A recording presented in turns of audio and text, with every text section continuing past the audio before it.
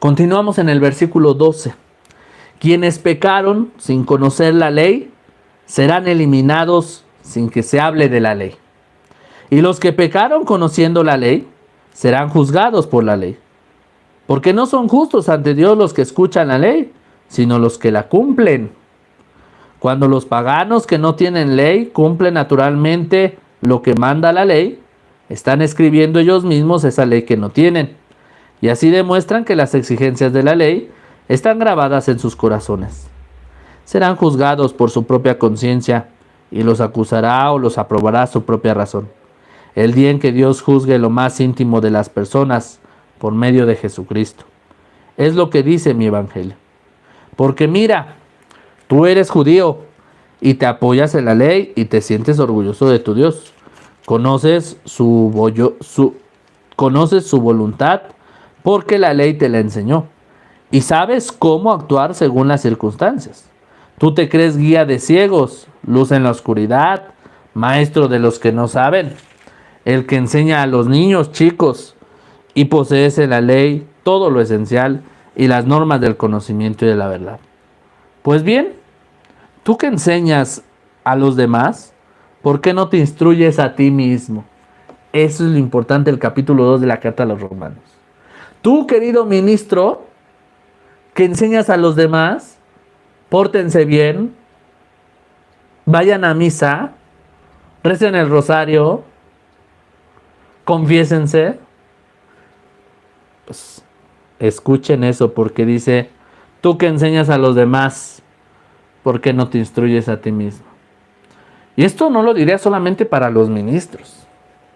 Hoy en día me preocupa ver a algunos sacerdotes que no están bien con su vocación, seminaristas, religiosas, obispos, y entre ellos todo el mundo laical, matrimonios, ¿sí?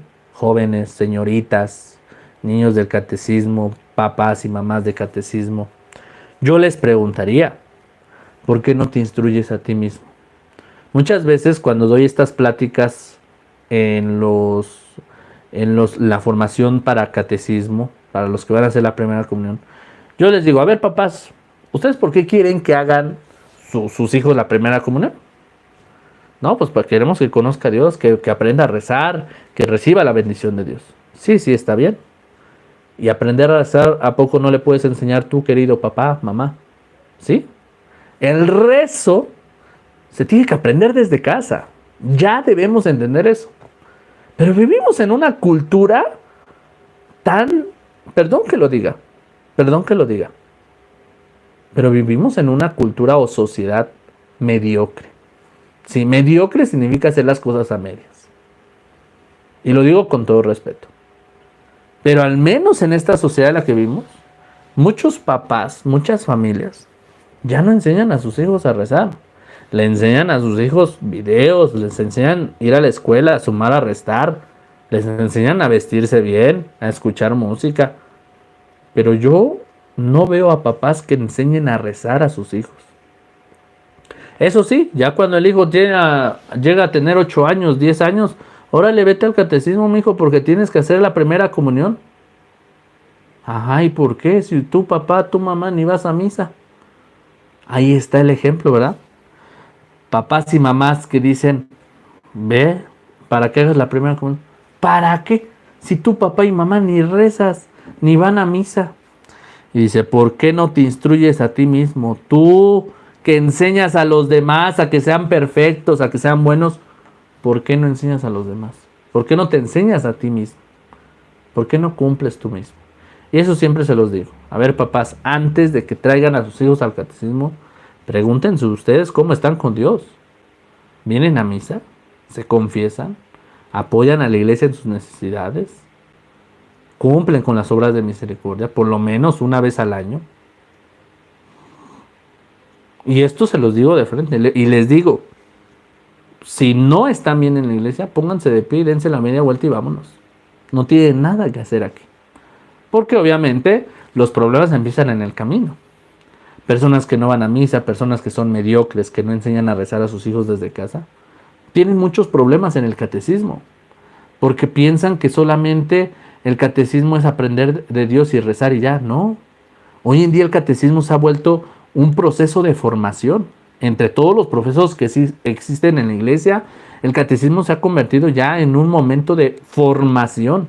No solamente rezar. Hace muchos años el catecismo es ir, te daban un librito de mi primera comunión, apréndete las oraciones, el día que vengas y me entregues todas las oraciones de memoria, haces tu examen, pasas tu catecismo y ya haces tu primera comunión. No, la iglesia por años ha ido actualizando y hoy una catequista tiene que tomar un curso por lo menos de 4 años para ser catequista. Ser catequista es una vocación también y tiene que prepararse. Pero esto ha tomado rumbo después de tantos años. Y el catecismo es un proceso de formación porque el niño y la niña del catecismo tienen que aprender lo que es un retiro. Tienen que aprender a convivir, a hacer comunidad. Tienen que ir y conocer su parroquia. Porque muchas veces nada más conocen ahí la capillita de la comunidad, ¿no? Tienen que ir a conocer la parroquia, conocer a su párroco. ¿Quién es el sacerdote o cuántos sacerdotes hay en esa parroquia que han sido ordenados de esa comunidad? ¿Cuántos seminaristas han habido en esa parroquia que han sido de ese pueblo, de esa comunidad? Ahora, hay catecismos, grupos de catecismos que los inculcan a llevarlos a los encuentros juveniles, a los encuentros de catecismos, encuentros de seminaristas y para que conozcan a los seminaristas, o encuentros de liturgia, donde conocen a todos los grupos de monaguillos de las diferentes parroquias. Esto es un proceso de formación y entonces cuando empieza esto, los papás empiezan a decir, no, pues como que piden mucho. Si el catecismo nada más es conocer a Dios y a las oraciones y ya. No, es un proceso de formación para convencer al niño de que Dios existe, Dios es bueno, Dios se va a entregar a ti en la comunión, pero también te va a decir, ok, ya conociste mi iglesia, ¿en qué me vas a servir? En la liturgia, en el coro, en las redes sociales, evangelizando, predicando, siendo ministro, siendo catequista, siendo de liturgia. Hay muchos servicios. Y para eso es una evangelización, para eso se da el catecismo, para que después el niño o la niña se involucre en las tareas de la liturgia, en las tareas del coro, en las tareas de todos los servicios que hay en la iglesia. Pero si hago la primera comunión para después ya no ir a la misa, para después ya deslindarme de la iglesia, entonces no la hagan, mijos, no la hagan. Y yo se los he dicho a los papás y mamás, y suena fuerte, pero les he dicho, si ustedes solamente van a hacer la primera comunión como requisito, pónganse de pie, dense la media vuelta y vámonos. No tienen nada que hacer aquí. Y si quieren después para tener solo un papel, paguen dinero y rápido. Va a haber siempre en este mundo alguien que por dinero les haga un documento hasta falso. Y eso es posible. Pero déjenme les cuento aquí una anécdota. Fíjense, una señorita de 19 años, hace como 3 años nos vino a ver a la capilla de mi comunidad. Y venía así muy alterada, casi llorando. Se acercó conmigo y me dice, oiga joven, quiero unas pláticas de bautizo. Digo, sí, claro, yo doy pláticas de bautizo. Dice, ¿y cuánto me cobra por pláticas de confirmación? Digo, no damos de confirmación. No es que quiero unas de comunión y confirmación. Le digo, pues déjame checar dónde dan y te doy la información. Y después con mi mamá lo consulté porque ella es la encargada. Y después dice, pero también voy a querer unas pláticas prematrimoniales. Dije, a ver, ¿cómo está eso? ¿Quieres de bautismo? ¿Para quién? ¿Para tus hijos? Dice, no, para mí. Dije, ¿para ti? Dice, sí, quiero unas pláticas de bautismo porque no estoy bautizada. Quiero de comunión y confirmación para mí porque no tengo ninguno de los sacramentos. Y en 20 días me voy a casar. Dije, ok, a ver, vamos paso por paso. Te vas a casar en 20 días. Bueno, en un mes casi. ¿Quieres pláticas de los 4 sacramentos? No es posible, mija. Digo, no puede ser porque pues hay un proceso, ¿no? Tienes que ir a pláticas de bautismo, haces el bautismo, pláticas de comunión y confirmación, te tienes que preparar para hacer tu comunión y luego pues para el matrimonio, ¿no? Dice, no, pues es que la familia de mi esposo, bueno, mi futuro esposo, es muy religiosa. Del lado de mi familia no somos religiosos. Y pues me están pidiendo todos los requisitos. Y pues ve a otro lado donde te los puedan hacer, pero aquí no. Aquí no. No sé si los encontró, pero fíjense cómo va la irresponsabilidad de los padres, ¿no? Yo siempre lo he dicho, el dar un sacramento no es para nosotros, es para los hijos. Así como al hijo lo provees de educación, de casa, de todo, también dale la fe. Pero en un momento no puedes hacer todo así rápido. ¿Para qué quieres todo rápido? Si al final no te interesa la iglesia, pues mejor no te cases. No te cases. ¿Para qué tener un documento falso? ¿No? Y así en la primera comunión hay muchos niños, muchas familias que solo lo hacen por requisito y ya. Ay, que el niño haga la comunión ya rápido. ¿Para qué? Si luego son personas que ni ayudan, ni van a misa, nada, nada. Solo la primera comunión así. No tiene sentido. Entonces, este mensaje está muy fuerte, queridos ministros. Si tú que enseñas a los demás, ¿por qué no te instruyes a ti mismo? Dices que no hay que robar y tú robas. Dices que no se debe engañar a la propia esposa y tú lo haces. Afirmas que aborreces a los ídolos, pero robas en sus templos. Te sientes orgulloso de la ley, pero pasas por encima de ella. De tal manera que deshonras a tu Dios. Ya lo dice la Escritura. Ustedes son causa de que los paganos insulten el nombre de Dios. La circuncisión te sirve si cumples la ley, pero si no la cumples, te colocas entre los que no están circuncidados. Por el contrario, si uno de ellos cumple los mandatos de la ley, será considerado exactamente como un circuncidado.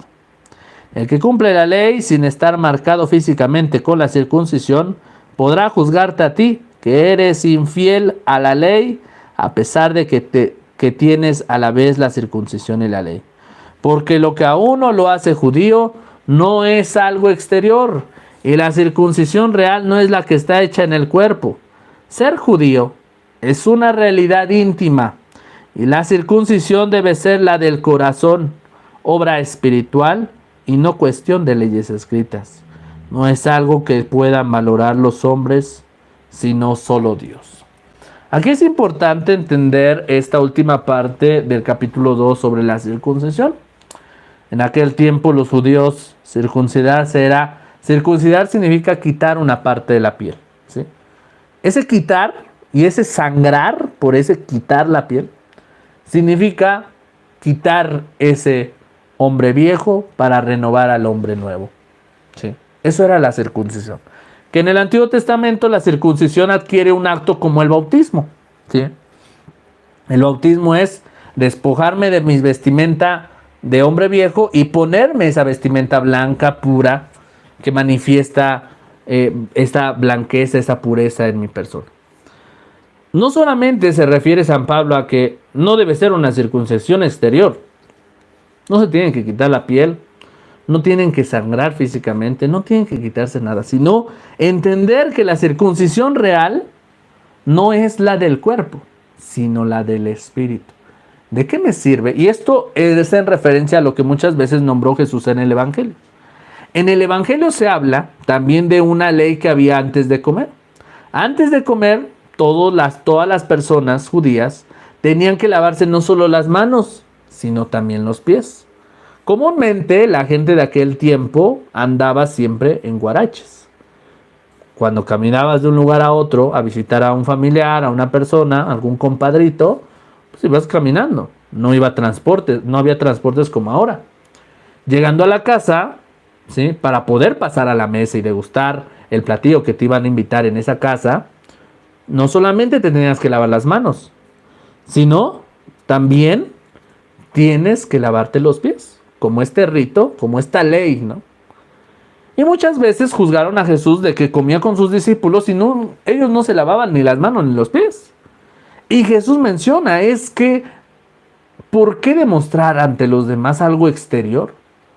Muchos de ustedes estarán limpios de las manos y de los pies, pero por dentro su corazón está sucio, de idolatrías, injurias, infidelidades. Y muchas veces lo va a mencionar San Pablo en sus cartas a las diferentes comunidades cristianas. En este caso se lo está dirigiendo a los romanos.